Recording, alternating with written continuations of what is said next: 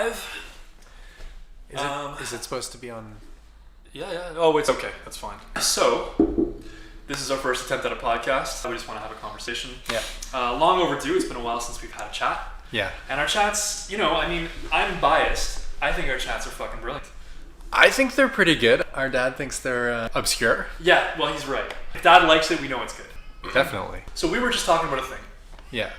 And I said, hold that thought. Yeah. So let's dive right into that. So what I was saying was, look at like a Laura Ingraham or a Hannity or Tucker Carlson type, opinion on the right. What I wonder about is, because I find that they really, really strawman the other side. It's a caricature of what it really is.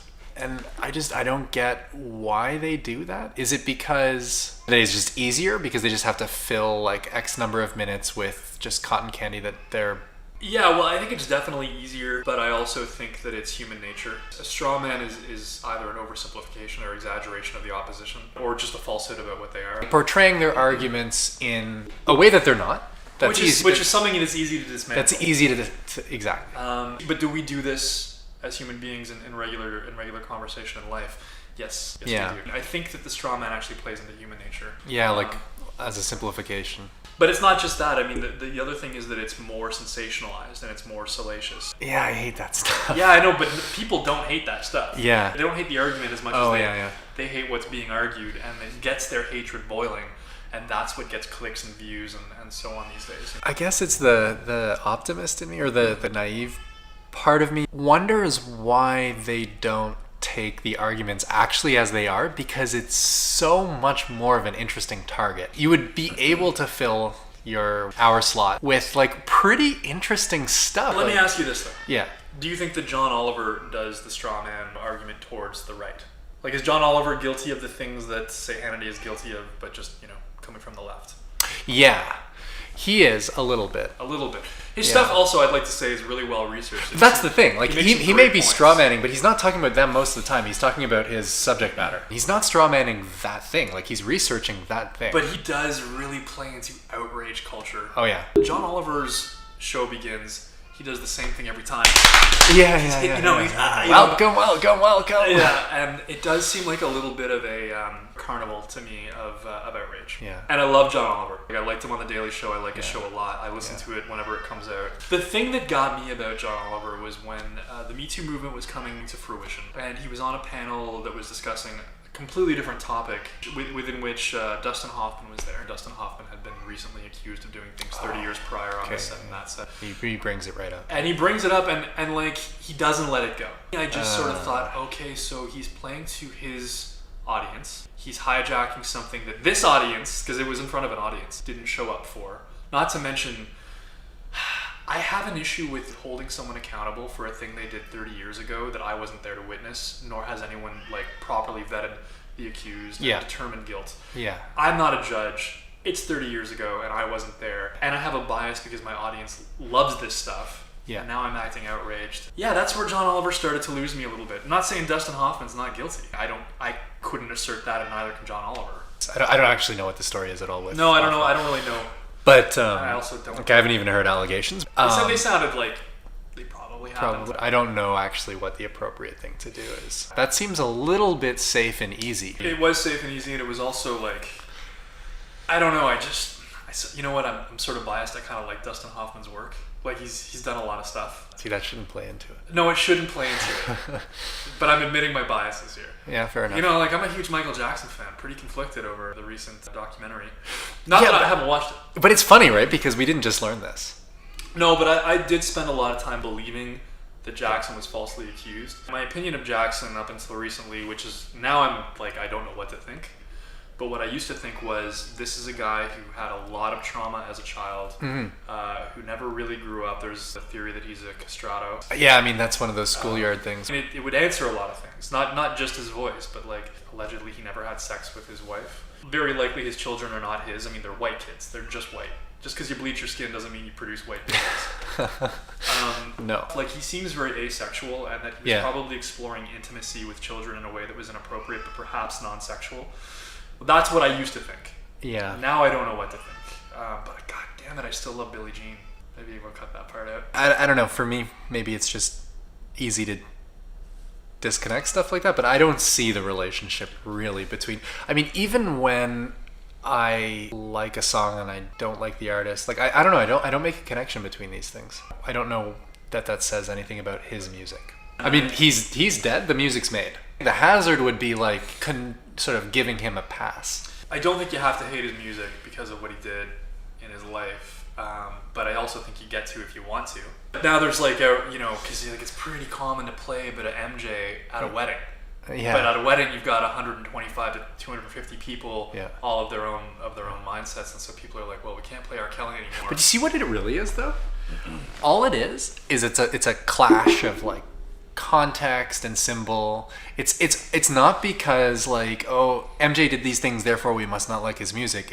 It's like, I'm at a wedding. I don't want to think about child sexual abuse. I would probably not want to play that stuff at a wedding. But it's only because of the recency of the movie, right? I would argue that like, even 10 if years from now, it might not be an issue. Right. So the R. Kelly thing. Have you watched that R. Kelly interview? No, I haven't.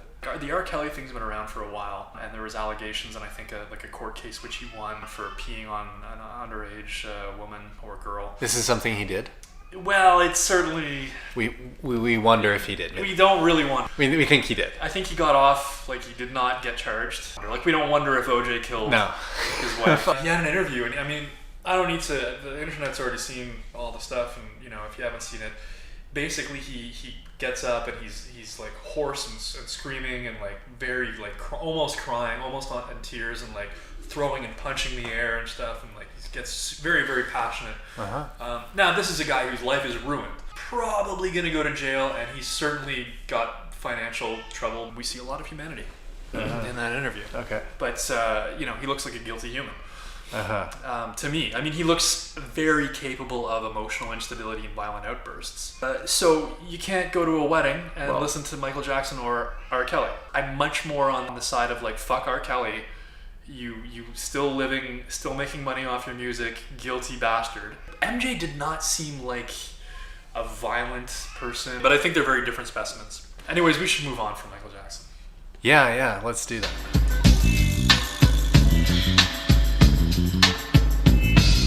We should talk about your PhD a little bit.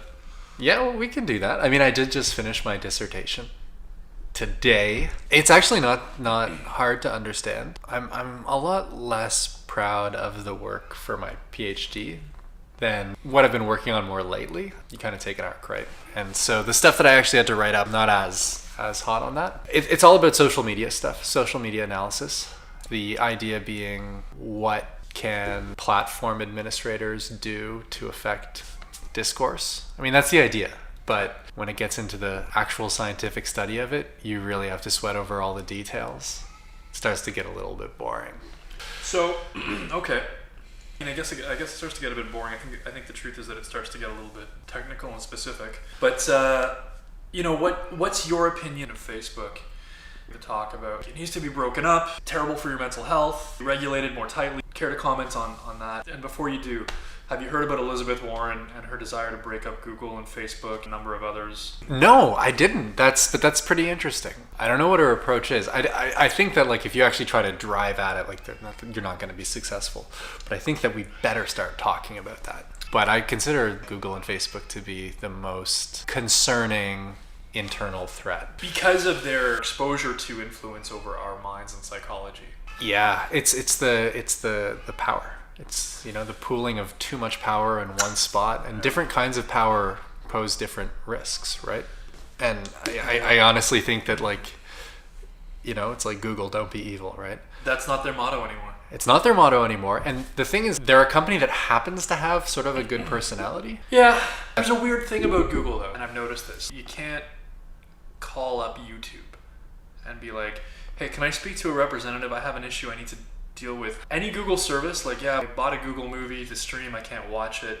Yeah. You got to email someone or text someone. You can't call up Google and address services with a person. I might be wrong, but I don't think I am wrong. It's weird that a platform like YouTube, which in my opinion is bigger than, like, let's say Bell Canada or Rogers Media, Google has this curtain between the public or the users and the internal operators of it. Part of why I stopped buying Google phones, because I used to. Yeah, I still. I have can't. an Android. Well, you have an Android phone, but it may not be a Google. Like it's No, it's a Samsung. because Samsung, I think, will probably answer your call. If you, Huh. So As a point to companies, it's fine. Trick me. Have an AI that's convincing, pass the Turing test. But I want to talk to someone who can answer nuanced questions. That makes me trust you. But I mean, that shouldn't make you trust them, right? Because that's just like, well, we can add a human layer. That's a business cost. It shouldn't, but it does. I really wouldn't want to lose that entirely. I don't want to just have a chat with a bot. Yeah, I don't look forward to a help text. I hate robots. I don't want to dial 9 or say it twice. I'd like to talk to a human because a lot of what my conversations with like a help line boil down to is, what do you recommend I do next? I have this problem. What do you recommend? You don't want to deal with this or you can't, okay, but what's your recommendation? Because you know more about this than I do. Ask a robot what its recommendation is. It's a tough question. Hey, what would you recommend in my situation? Tough question. Yeah. Unfortunately, they're going to make a lot of progress, I think, on that question. Because ultimately, what the robot has to do is sort of sort you to some setting endpoint or product endpoint. I mean, there's just some kind of endpoint. Okay, so if you take speaking with an AI, you sort of still feels like choose your own adventure, right? Which might have been the first AI, sort of in a way. Kind of, yeah. Especially if it's working with an existing brain. Like, I sort of feel like art is a different thing. Books, CDs need to be read. Like, the process of reading is sort of like the process of rendering is sort of creating the reality or digesting it in a way. Well, and it also gives the user experience. Yeah. Which is where the magic happens. Right. So it feels like choose your own adventure. And I never want the ending they have on offer. I haven't gotten to this point of calling you. Yeah. Because I haven't explored other options. I have. It's just going to get better. And at the end of the day, there are just only so many actions. There's a finite number of actions that a company is going to be willing to take with their typical customer. So I think AI will eventually do customer service, and fuck that. That's annoying. I mean, yeah, it's annoying right now. I don't like it. They're attempting to do AI customer service, and I don't like it. Yeah. And I think eventually I won't care. That's what they want. They want to get to a point where I don't care. I mean, that's when they start using it, is when you don't care. Yeah. That's the threshold, yeah. I am worried about AI. I wouldn't say it's like my number one worry. I think my number one worry is global warming.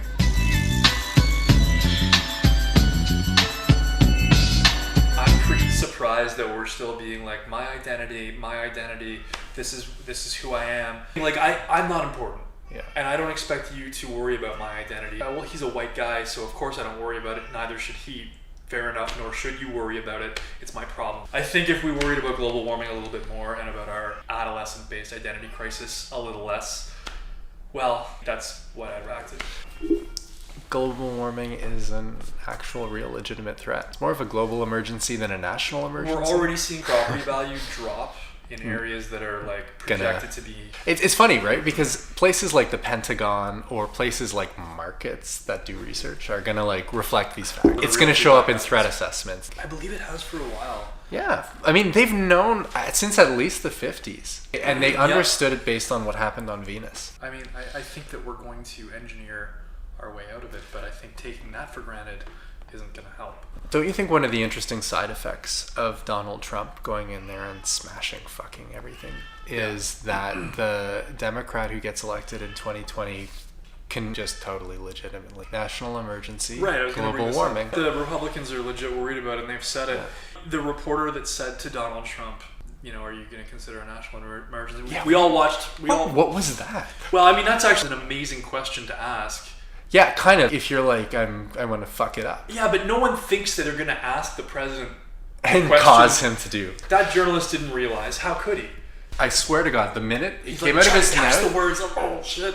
And before I heard what Trump said, I was like, bad question. So Trump actually heard about that for the first time when he was asked by that reporter. Really, it seemed like it. In my opinion. I think so. Yeah, I think. Now, though, the public has heard for the first time from a person like Marco Rubio, well, what if they use national emergency for global warming? Like, we've heard that from the Republican side. You let that genie out of the bottle, too. Yeah.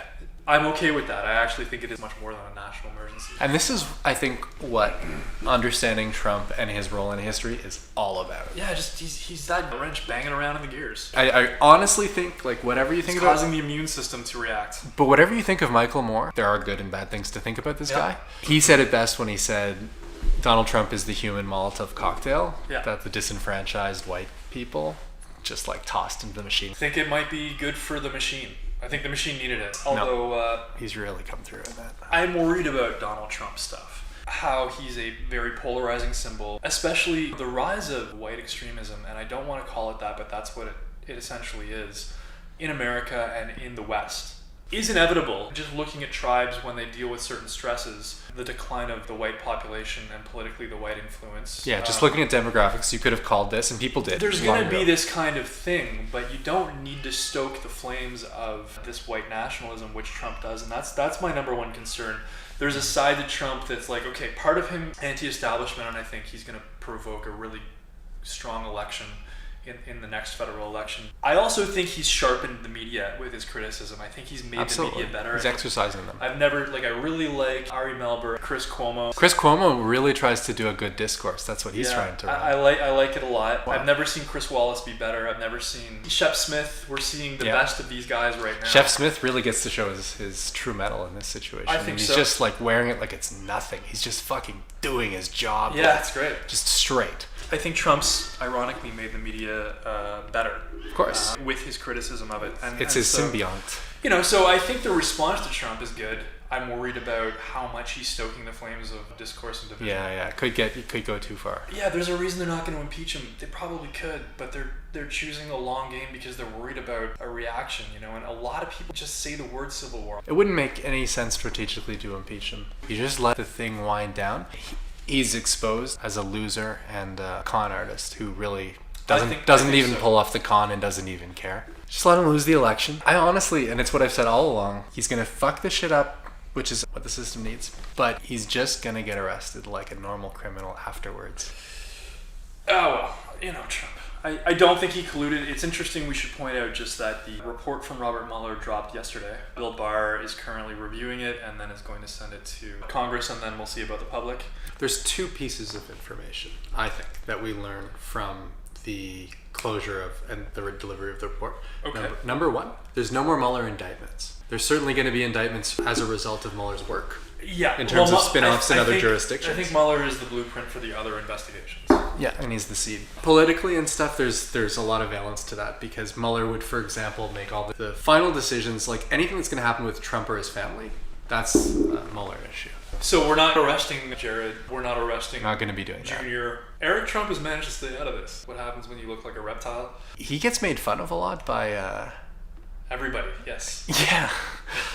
But he's... All three of them. He sounds way less dumb in what I've heard than both of the others. Well, he hasn't managed to get too involved, so that seems smart. I'd say I give him more points than the others, I have to say. He looks like a reptile, but I mean, that doesn't fucking matter. I've seen some really good cases for Trump with cognitive decline or severe cognitive impairment. A lifelong diet of saturated fat, and especially dairy saturated fat, so creams and cheeses, bacon fat, and other land animal fat is a huge contributor to cognitive decline and Alzheimer's, apparently. It's also a huge contributor to stroke and heart disease. We already knew that. The changes that they see in people who adjust their diet even after they've already started to decline, statistically significant. I'm not going to offer stats because, let's be honest, I don't know. There's a great TED Talk about this. I'm really skeptical when it comes to nutrition facts. You should watch their study. I thought they had good controls. Okay. And I think you can. There are definitely things that they figure out. So I'm not saying that they don't, but I am saying that there's a lot of things where it's like there are effects, but it's like completely dependent on what your particular metabolism is, what your ethnicity is. People just metabolize things differently. They do. Like, take Clyde. That guy can live off of fried dough. Whatever issue with like hamburgers and bacon fat and that kind of bacon fat is like his pepper, I guess.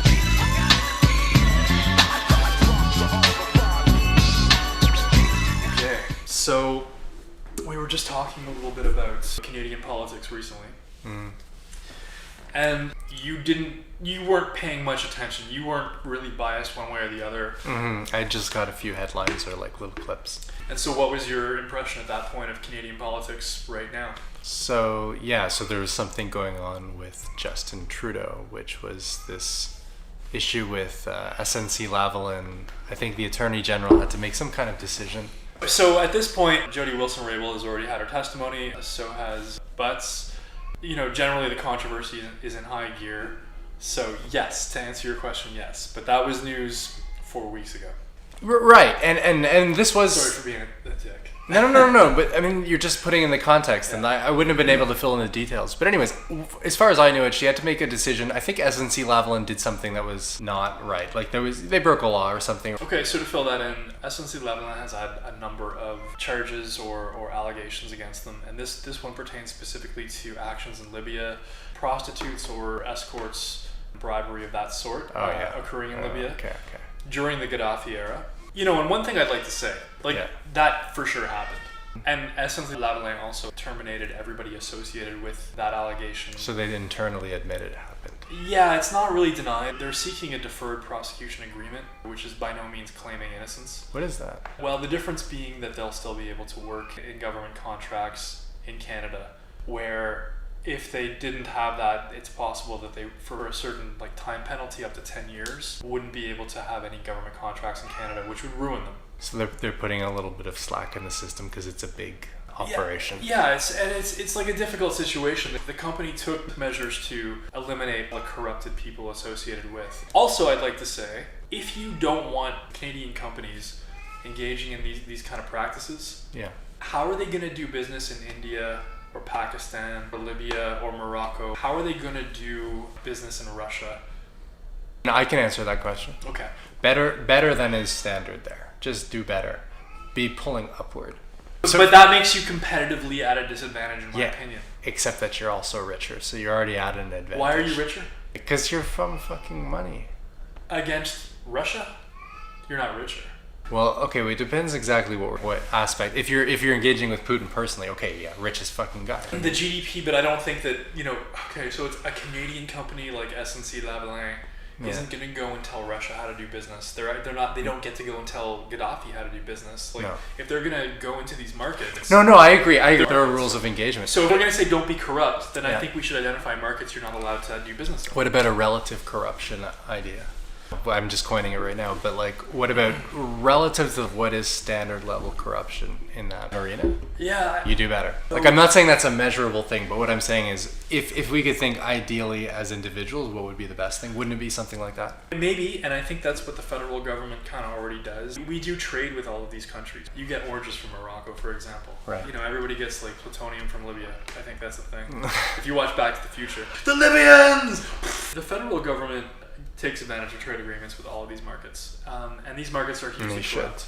And corruption is the lattice upon which their trade emerges, but they don't have to deal with the corruption directly. Well, a company like SNC-Lavalin does, if they want to be competitive, and that's that. And so the government either should have a standard of we don't do trade or we don't get involved with countries that are corrupt, that are notably corrupt, and maybe not just corrupt, maybe other things too.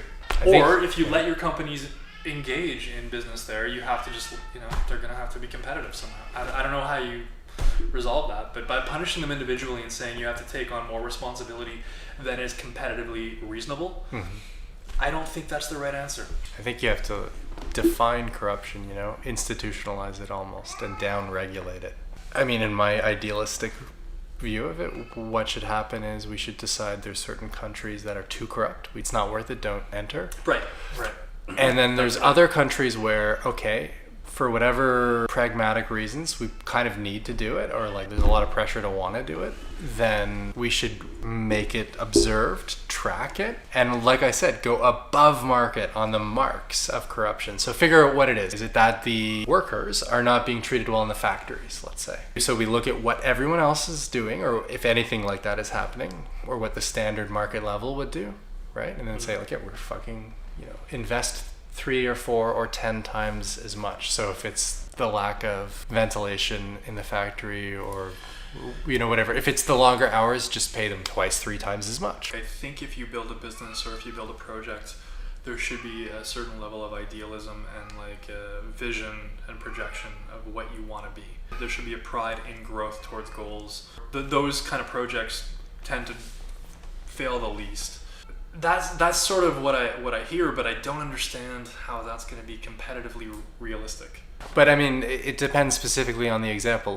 Let's say maybe you're the Gap, retail clothing, and you're dealing with textile in Bangladesh or something. Well, what you could do, for example, is you could really spin up a marketing thing on it. Raise the issue and fucking reverse lobby the government and be like, this is a bad thing. Oh, we shouldn't be doing this. And everyone's doing bad things, right? Except meanwhile, you're really amping up your supply chain to be like, okay, well, let's just invest. And you keep pushing it so your competitors are like, what the fuck? Oh shit, we're exposed. And it's like all of a sudden W5's after them and then...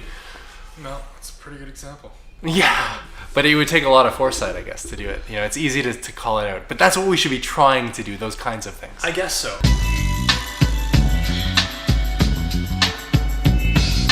So this is something that, as I get older, and as I like look at people who are older than me who make policy, this is like one out to like Chuck Schumer and Nancy Pelosi, because like I'm not a fan. I'm not a fan of Trump either. I think they're all pretty much just as gross. They all look like they just stumbled onto the fucking scene. They didn't, but they've been there for a while. But they look like a wreck and a mess of the system. They are, I think, a representation of that. But Pelosi and Chuck Schumer are pretty good at what they do.